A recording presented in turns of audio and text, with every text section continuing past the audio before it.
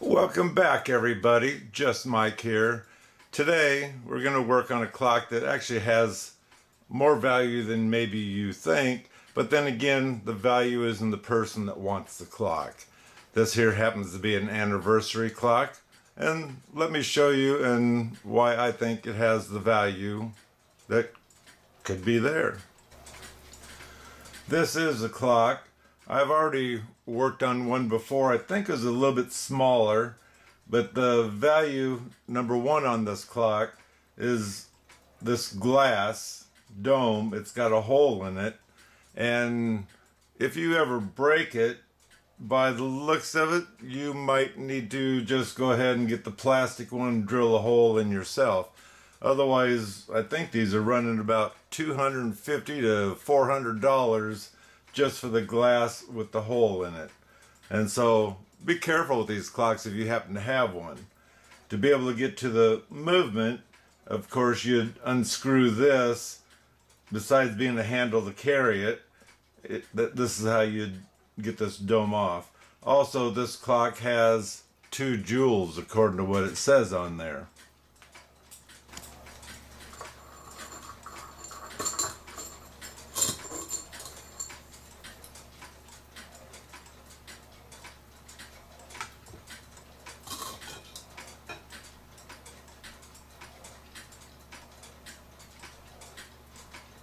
Has a little bit of chipping. Could have been because it wasn't set on there correctly and could have been moving. Now this clock I did get from GW, and normally I like to look for the ends that go on here and up here where the pendulum is. This clock happened to have the fork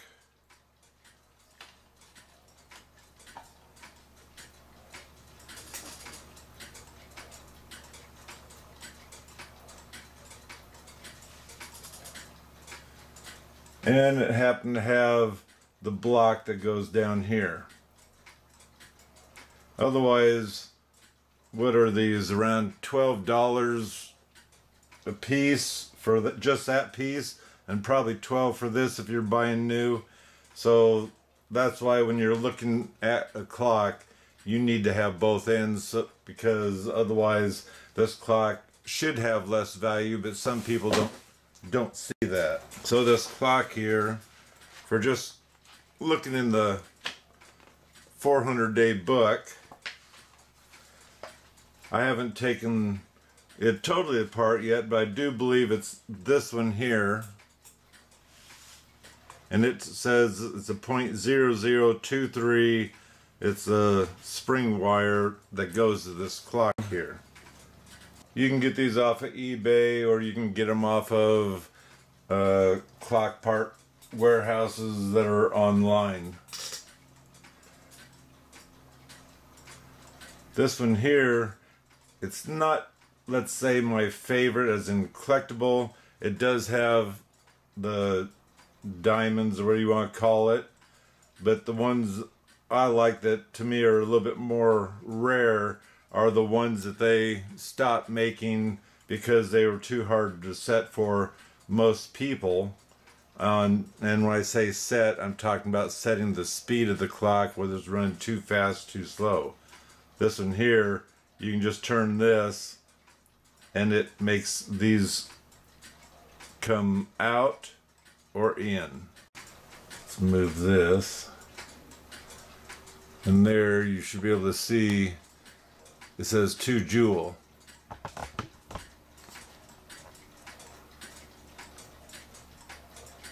Otherwise there's not a name on the clock dial itself.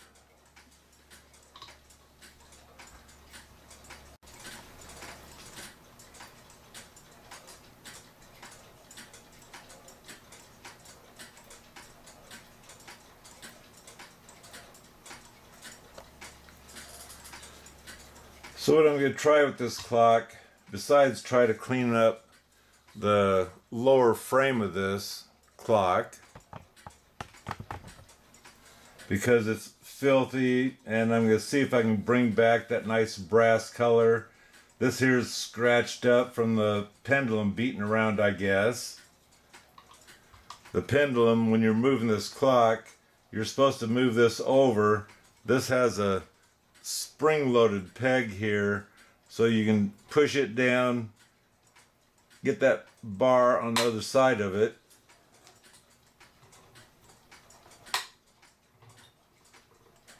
There you go. This rose up, and that's what takes the pendulum and shoves it up against this, and now the pendulum doesn't move. This one here is just a fake button. It's to catch that from going any further. But then to release this, once you have it in the spot it needs to be in, you'd push that button down, and then this would come back over, this would drop down, and now the pendulum would be released. On this clock, it does show some old oil there, but what I'm going to probably do, or what I'd like to do,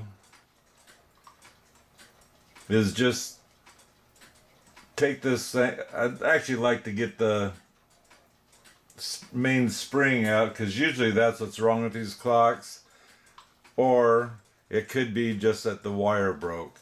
So I'm gonna take this apart. Oh man, someone really got carried away with that.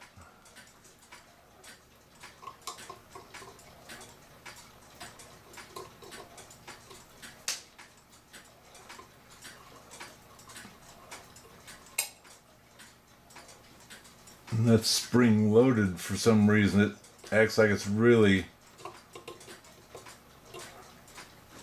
got a bend to it, I guess we'll say.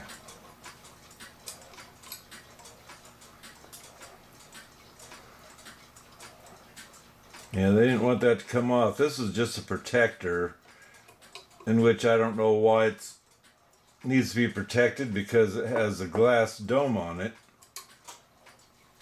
Maybe it's there to protect it so when you wind this once a year, you don't hit the spring wire that comes over. So what I'd like to do, it's got 1, 2, I think it's only 3, yep, 3 nuts on here to get the face off. And what I'm going to try doing first is I'm going to oil this movement, and I'm going to have to take the hands off in order to get the face off also. And then I'm going to build a new spring wire and see how this thing runs. Like I said, I need to get this off so I can oil the front of the movement and the back of the movement and see if all that works or not. Let me see, does this thing show an age? Usually in this book here, it'll give you an idea.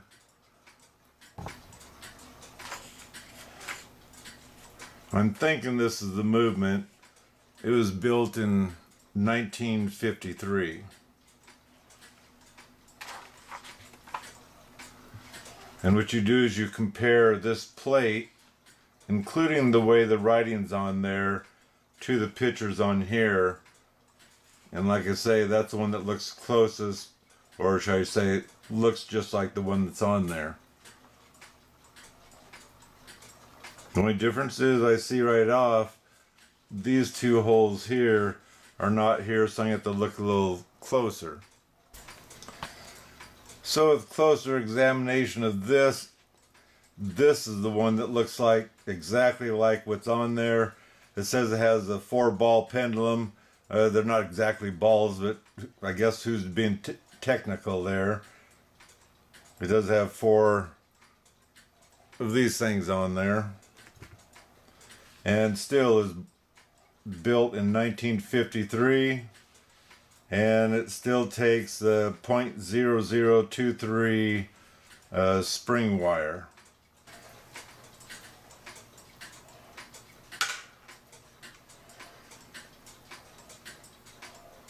I have 2 of these caps on there.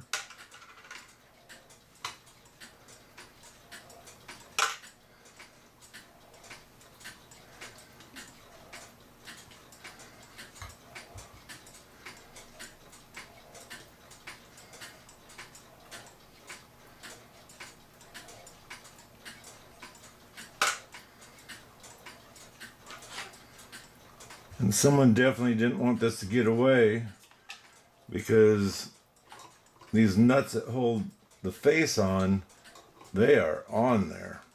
Everything has been really torqued down.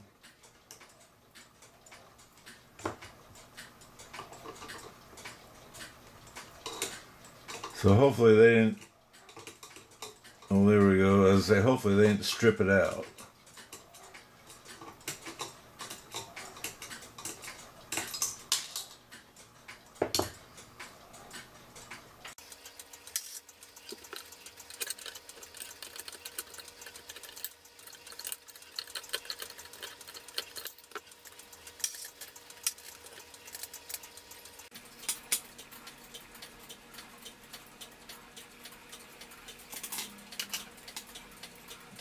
So now I'll go ahead and oil this thing up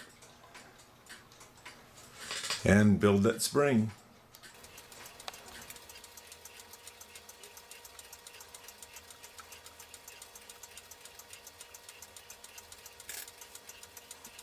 There's one of the jewels there. I don't know if you could see it shine or not, but it's red. And I'm not going to use this to push on it. I'm going to get a piece of metal and smash end of it and put just a drop on there. There's a big thumbprint or something right there.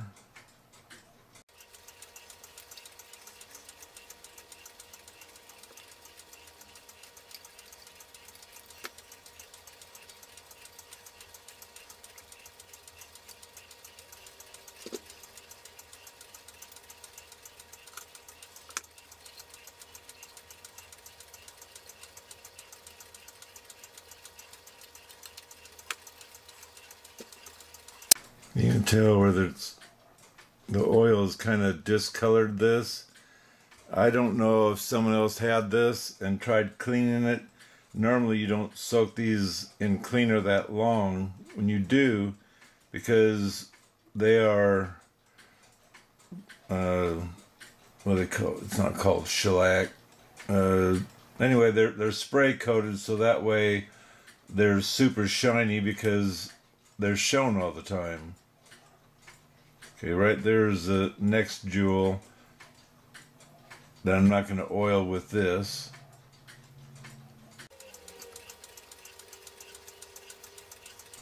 And that jewel, the gear goes all the way through and attaches to the other jewel.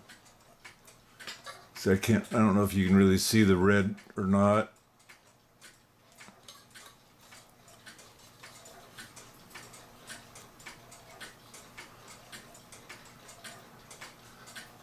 It's that one right there. Try to put the light behind it. Maybe you can.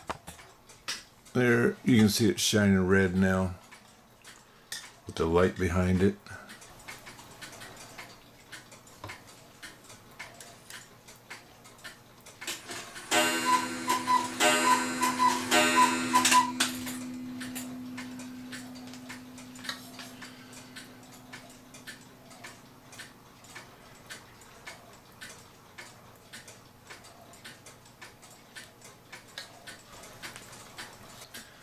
Well, I've tried oiling this just to see if it would run even after making the pendulum wire, and I've messed with the adjustment to get the fork right, and it just acts like it sticks. Right now it's running because I hit the pendulum obviously, but it's going to stop on me, and so I might as well take this thing apart, because I'm sure that the pivots and everything in here are gummed up or whatever because it hasn't been oiled on time, I guess we'll put it that way. So in order to get this wire out, you have to take the spring wire out, which will turn the screw here and it'll release it. Might as well set this up so it doesn't clunk, we'll say. Take the pressure off the wire.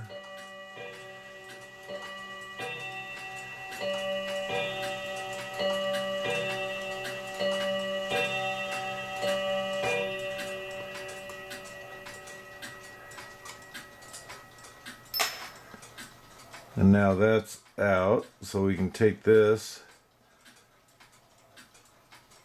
and pull it out carefully. You don't want to bend your wires, so you just be careful with that, taking it out. So I got a socket on here. We have a bolt on this side that goes clear through to the frame. We just get this loose to where we can get to the other one. I'll take it out.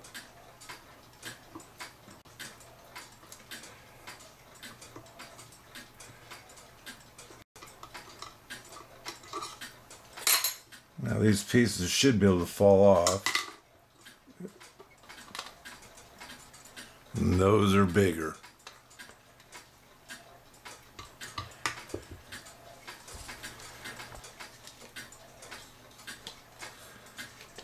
I'm holding the movement just in case it decides to go.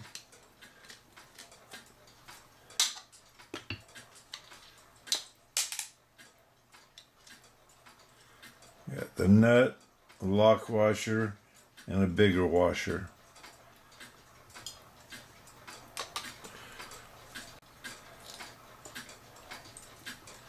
And this one's got two washers, flat washers on it. Not sure why.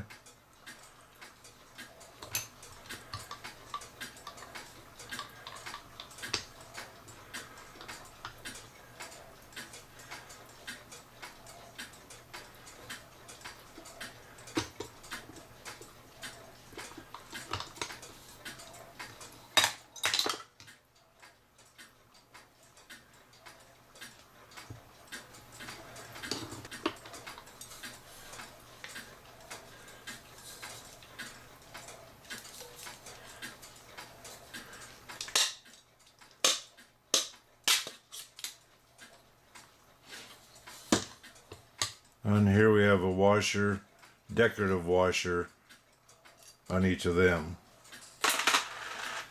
Now it'll be a lot easier with this apart to clean these up. And of course we're going to take these out also, including that, so I'll have a clean plate to work on. For now I'll screw these wheels in just so I don't lose them.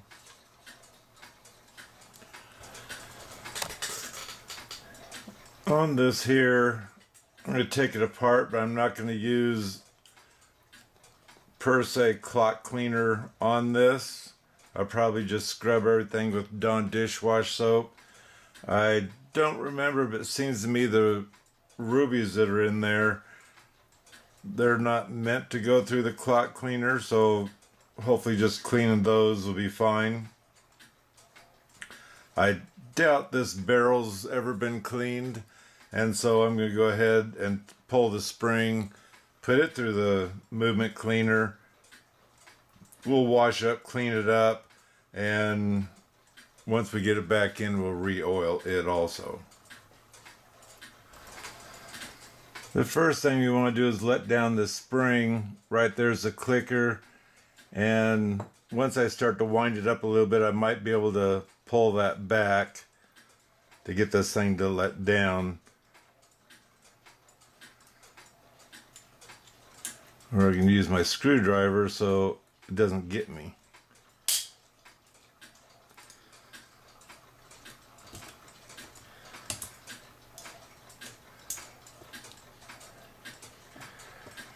This does have good tension on the spring, so it probably doesn't need to be cleaned, but I'm going to clean it anyway. So we have everything let down there. We might as well start on the front, taking that off again. The screw is what holds this into place.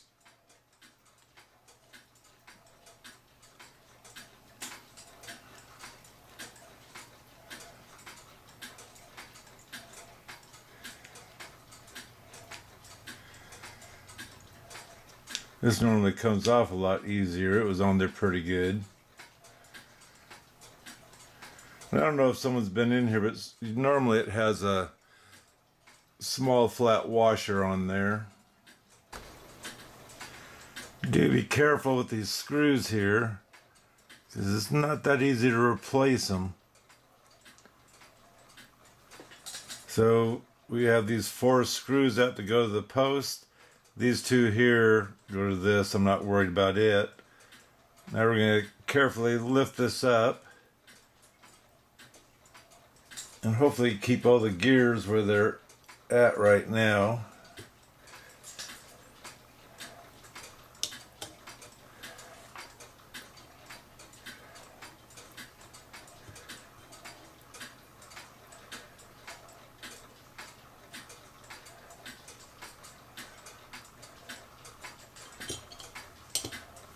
So now is a good time to take a picture of what you have here. I already took pictures all the way around, but it's nice to take a picture from up above also. So on here, let me show you. This here might have seen some moisture. You see that rust spot on there. No number on the barrel. It'd be good to take a picture of which way this goes onto the barrel before you put it into the movement. And these are pretty simple. There's not much in here. You see a load of oil or grease or something sitting here.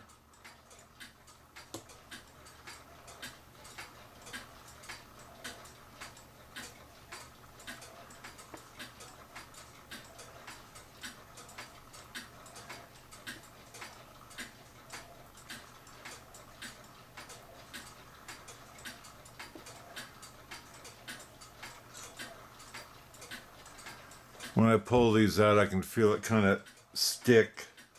So that's why I say the oil is probably gummed up in there. This is why these need to be cleaned.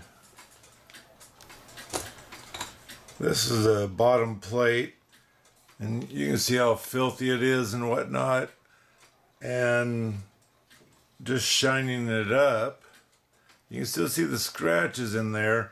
And it's up to you. This here looks a lot better than this here. I did this half. Look how nice that looks until you get to the old stuff.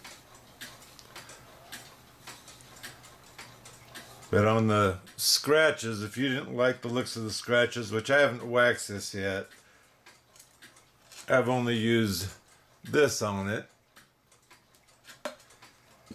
And I'm not saying the scratches will come out, but they do make a special clear spray for this to reseal it again.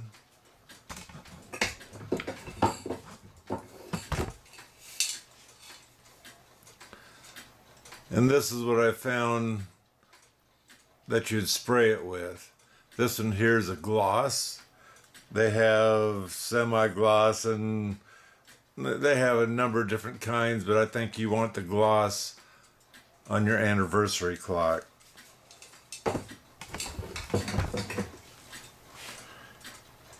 But it looks a heck of a lot better just seeing that shine compared to coming over to where it looks antique. And I guess if you're working on these clocks, why do you want them all to look antique? And this is with it waxed.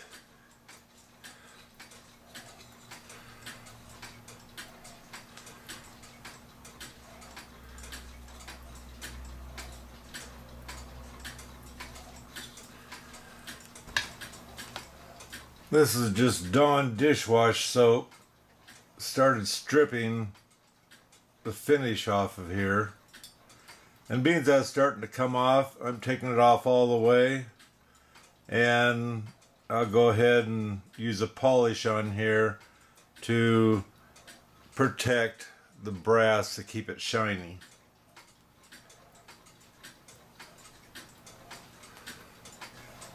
I've already popped this open, but I forgot I wasn't recording.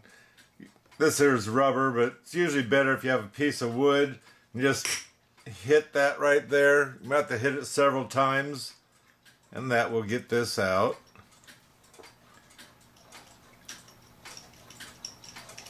At the moment it feels pretty dry in there, but I'm going to use gloves, leather gloves. I'm going to use leather gloves to get this out of there.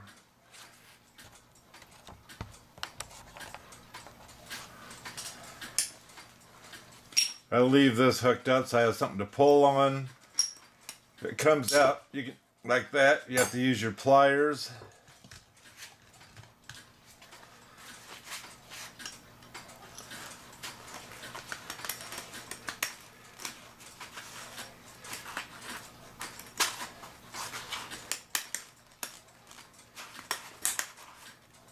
So you can tell it's dry because it's not popping out very easily.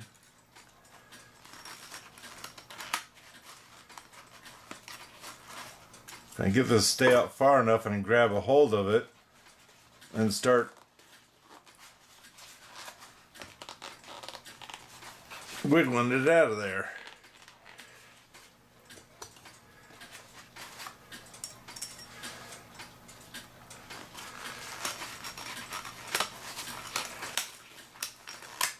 There, it's starting to come undone.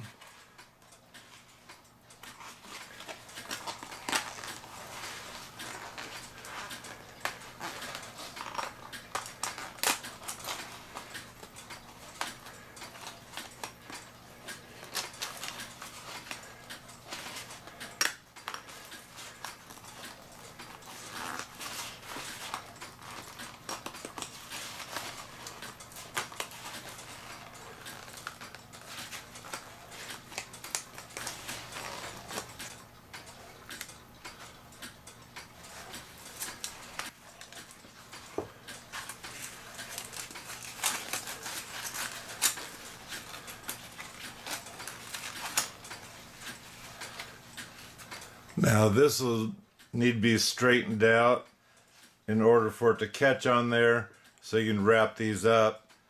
And as you can see, that groove, we'll call it, that's what catches on that peg there. And I'll go ahead and clean this up. I use you can get these at the Home Depot. They're the brown scratchy pad. They're not as abrasive as the greener ones. And what I'll do is normally I can take some WD-40 and rub it down with this. And then I take denatured alcohol and I'll rub off the WD-40 that I put on here for a cleaner. And this should be a lot shinier. Looking at the color of this, like I say, I don't think this has ever been cleaned, and as rough as it was to get out, I'm quite certain this will be the first time it's been cleaned.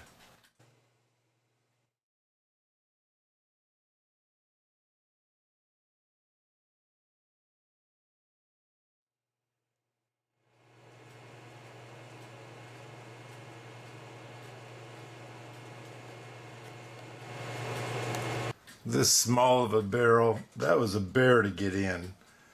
I had to lightly lube the spring, so when I was forcing it down in, it would start sliding between each of the plates of the spring. And I'd get in so far and it'd still be sticking up because it's so small.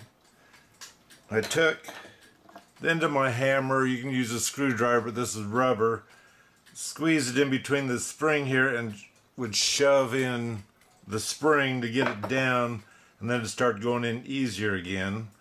And as you can see, it's setting up too high. This is normal.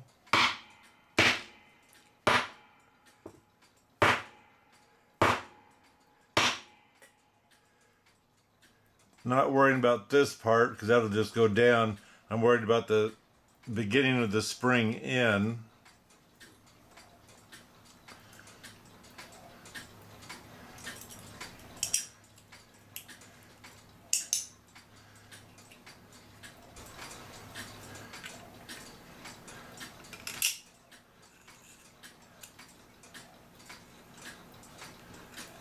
So we didn't grab the spring.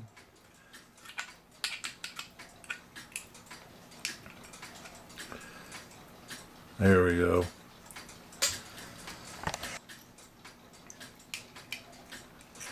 Oh, I don't necessarily have oil on here, so before I put the cap on, I'm going to put oil on my spring. Like I say, this does have a light coat in there, but very light. And now I need to put some drops of oil. I'll do it on both sides so it'll be good and lube, but I don't want it running out of this barrel.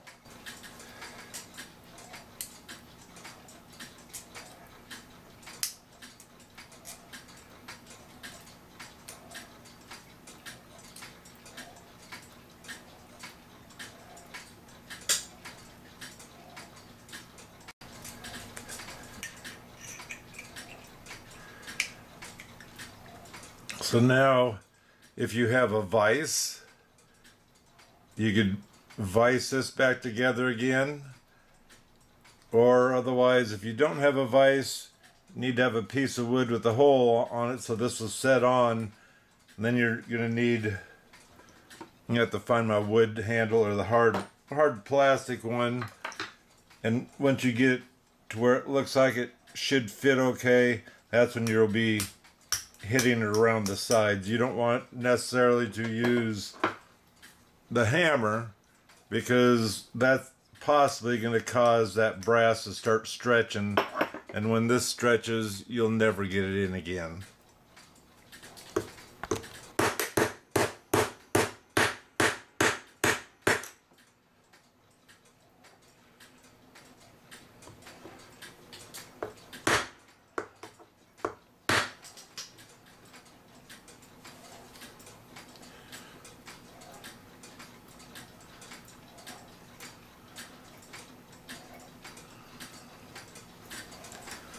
So I got it back together. Now I need to oil it and wipe off any fingerprints I happen to see. This here has the wax on it.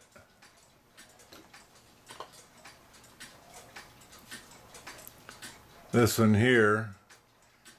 And once the wax goes on, it dries on like a hard shell. And so the fingerprints come off really easy. So setting your clock on the side, just have a scrap 2x4 there. I got my nut here that I'll set on to the bolt. What I usually do is I'll take one screwdriver, hold it down, the other screwdriver to turn it, because obviously your fingers aren't going to fit in here.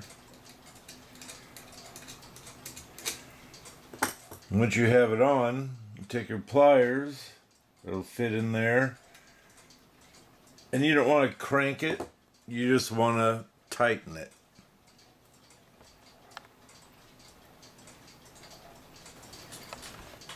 And so now I can, what I normally do is I'll set this at 12 o'clock.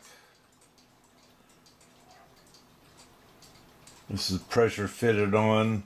The hour hand isn't right yet. Or I mean the minute hand, excuse me. Oops.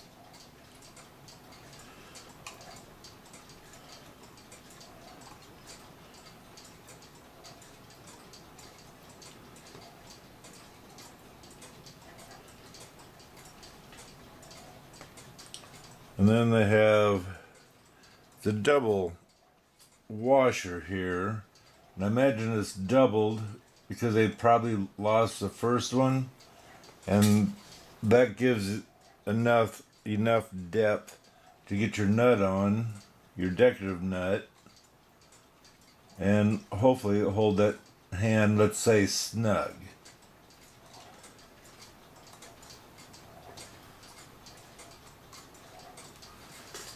So now I'm going to let the pendulum do its thing.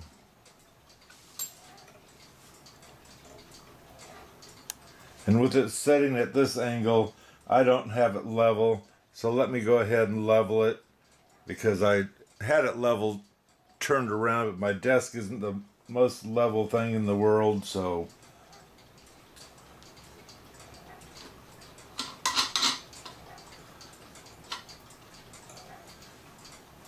and I still have fingerprints to wipe off. So here inside, we're watching this and the gear to make sure it is ticking.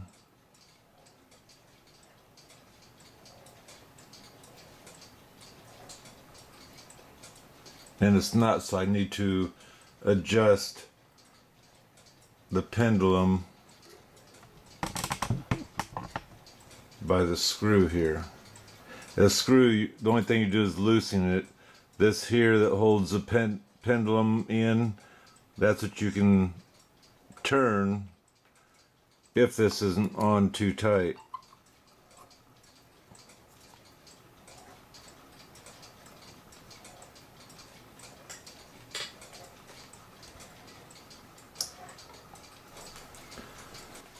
So for this clock, I was able to get it to tick, and then it didn't tick very long.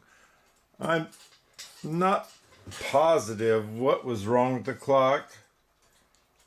I took the verge out so the clock would run free, and now I can wind it up, and you can see now it starts on its own. Otherwise, I'd get it wound up all the way, and I'd have to get it started by flicking that gear, and it would run. Then I'd notice that I'd tip it one way or another, and it would stop.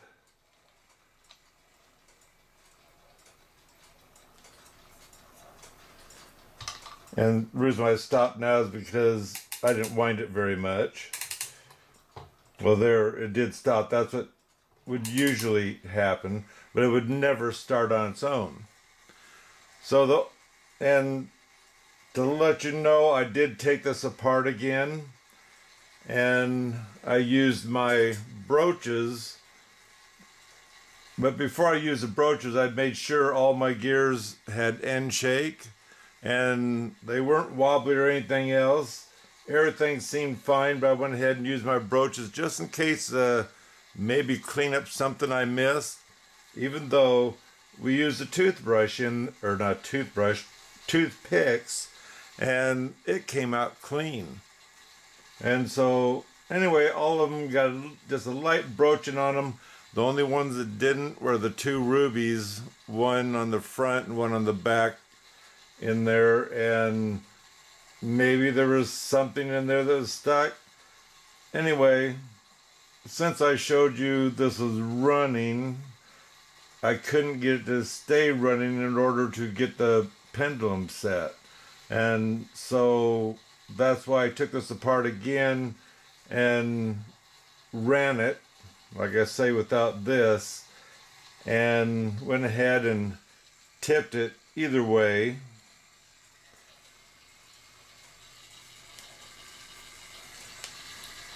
And it seems to be doing fine now.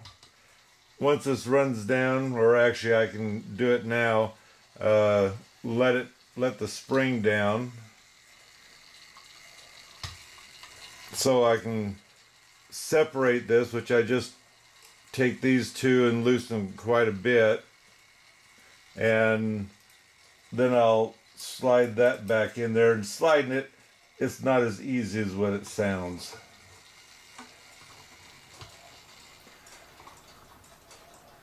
Okay, we got the pressure off of there.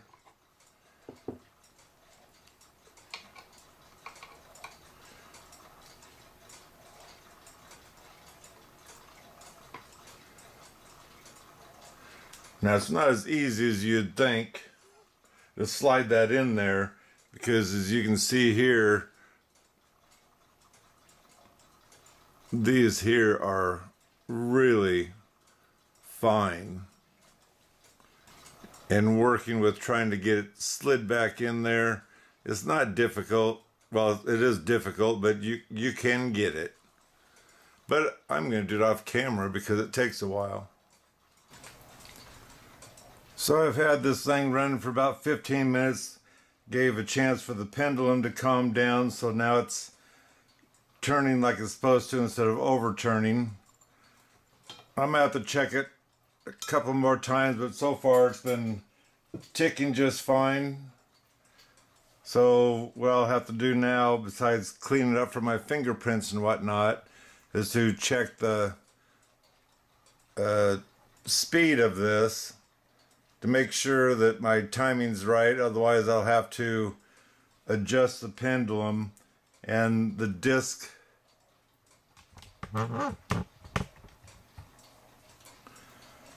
The disc on top of the pendulum here, if this, well, on here it says S here and an F here, and so in other words you would hold on to the pendulum and turn it whether you need to go faster or slower to get the timing right.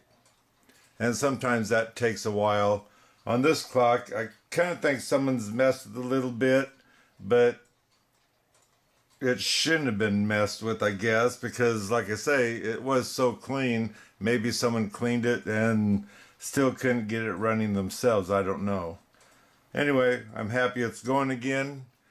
All I have left to do is clean up the glass,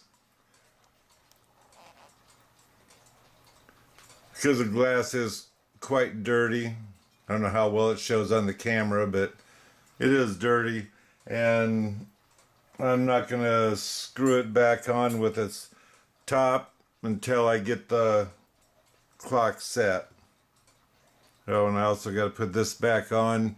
This here protects the wire on the back side, so when you're winding, you don't accidentally take the key and hit the wire on the back side. So I turned my clock so it's not exactly level, but it's not hitting down below. There you can see the F and the S.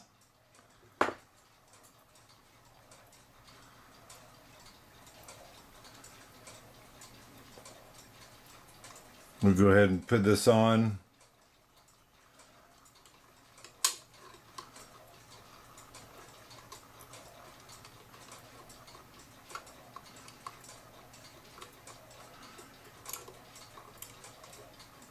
Gotta find my holes first.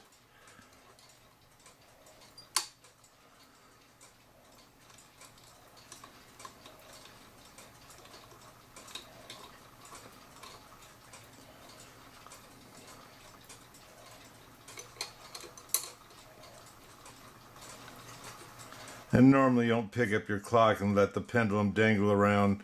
Normally you would use your stop, whether it's this style or usually in the front there will be a lever that you can move to bring the bottom up to have it snug onto that disc there.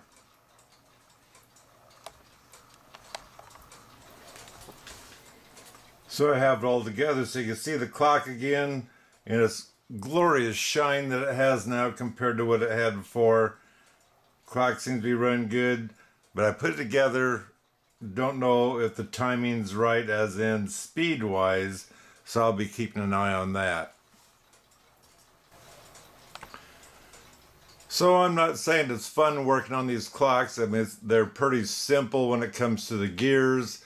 You do have to be careful because they have small ends that go into the bushings, and so you don't want to force anything, and on any clock actually you don't want to force anything.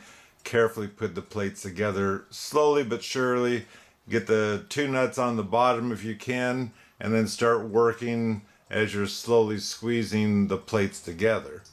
Anyway, these are interesting clocks only because you don't have to wind them but once a year, and that's what I think is fantastic about that. And like I said before, on this clock here, because of the hole in the glass on top, so you can screw down the glass. That makes it a more valuable clock, because if you broke yours, I hate to say it, but you might as well sell the clock on eBay, because unless you buy a plexiglass one and then drill your own hole, the glass ones, as to replace them, are about $500–600, and the clocks I don't think is worth that much. Anyway, go ahead and subscribe because it's free. Give me a thumbs up, give me a nice comment if you don't mind, and let me know what you're up to. And besides that, God bless.